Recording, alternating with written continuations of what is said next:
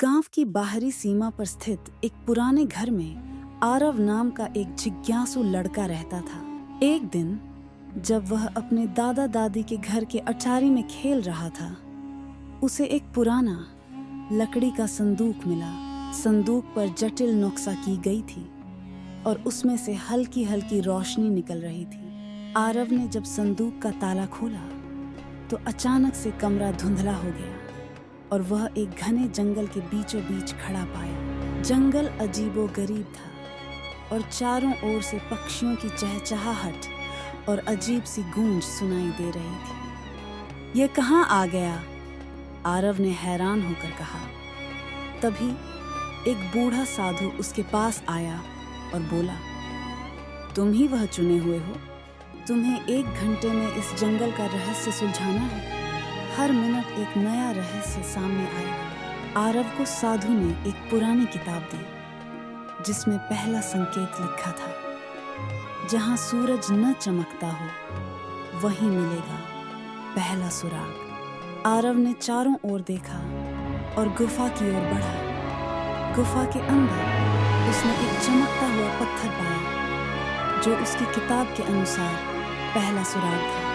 जैसे ही उसने पत्थर को उठाया, दूसरा संकेत प्रकट हुआ। जहां ध्वनि गूंजती है वहां छुपा है दूसरा रहस्य। आरव ने गुफा की गहराई में जाने का फैसला किया। गुफा के अंदर उसे एक झरना मिला जिसके पास एक पुराना शंख पड़ा था।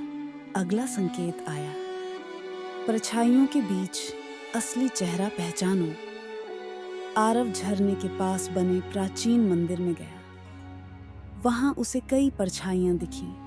ध्यान से देखने पर उसने एक दरवाजे को देखा जो एक और गुप्त कक्ष में खुलता था। आरव का दिल तेजी से धड़क रहा था। अगला संकेत था, पेड़ की जड़ों में छुपा है अंतिम रहस्य। आरव दौड़ते हुए एक विशाल पेड़ की ओर गया। पेड़ की जड़ों में एक छोटी संदूकची छिपी हुई थी। जैसे ही आरव ने संदूकची खोली, वह वापस अपने दादा दादी के अटारी में पहुंच गया। उसके हाथ में चमकता हुआ पत्थर और शंख थे जो अब साधारण चीजों की तरह लग रहे थे। इस घटना के बाद आरव ने वह संदूक संभाल कर रखा और हर बार उसे देखकर उसकी रोमांचक यात्रा याद आती। ऐसे ही स्टोरी देखने के लिए हमारा चैनल को लाइक कीजिए।